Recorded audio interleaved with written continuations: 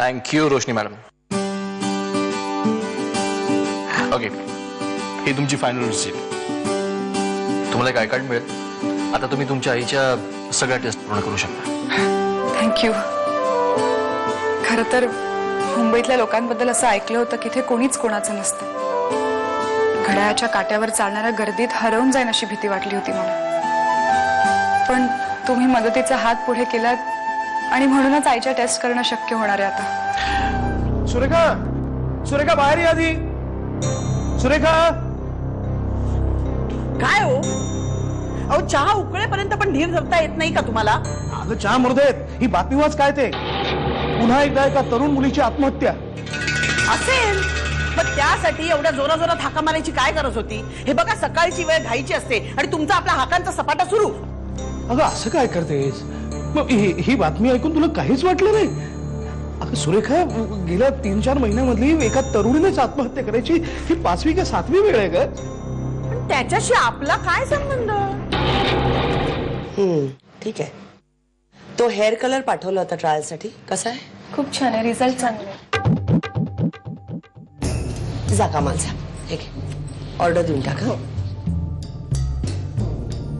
ये म्हणू, ये ये.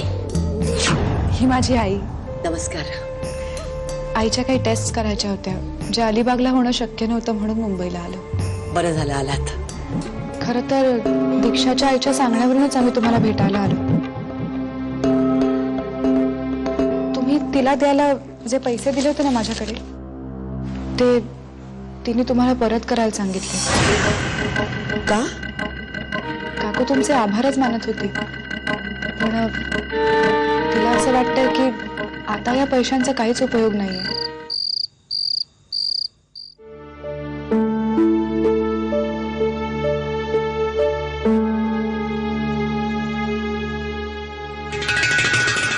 ते मंगेश सरवदे येणार होते रिपोर्ट्स घेऊन, अजून आले का नाहीयेत? अगं येतील. तसं नाही काका, ते लवकर आले असते म्हणजे आम्ही निघालो असतो ना.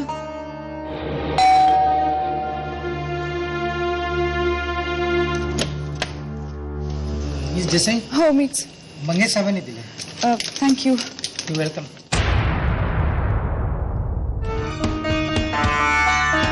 रिपोर्टचं हे एवढं मोठं पार्सल? मलाही कळत नाही. रिपोर्ट्स तर आहेत. भगवान. अगं बाई, साड्या बघू.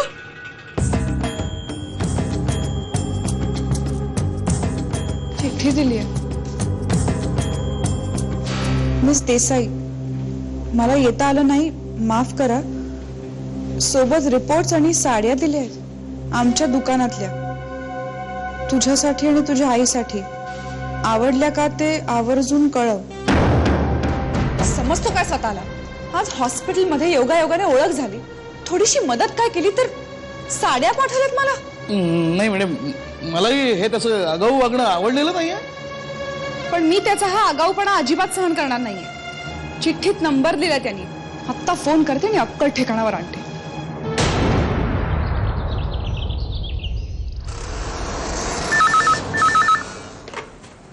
हॅलो.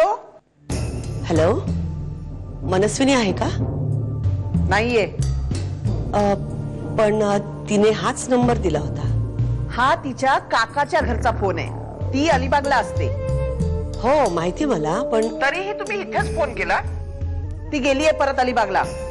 माफ करा, माझ्याकडे तिथला नंबर नाहीये म्हणून. तिथे फोन असेल तर नंबर मिळेल ना तुम्हाला. आणि हे बघा, तिला निरोप वगैरे देणं मला जमणार नाही. ठेवा फोन. एक मिनिट. मनस्विनी कशी आहे एवढंच विचारायचं होतं मला. का? तिला काय झालंय? काल माझ्या पार्लरमध्ये आली होती ती, तेव्हा दीक्षाच्या आठवणीने अपसेट झाली होती म्हणून चौकशीसाठी फोन केला. पण तुम्हाला फोनवर बोलायचं नसेल, सांगायचं नसेल तर ठीक आहे, ठेवते फोन.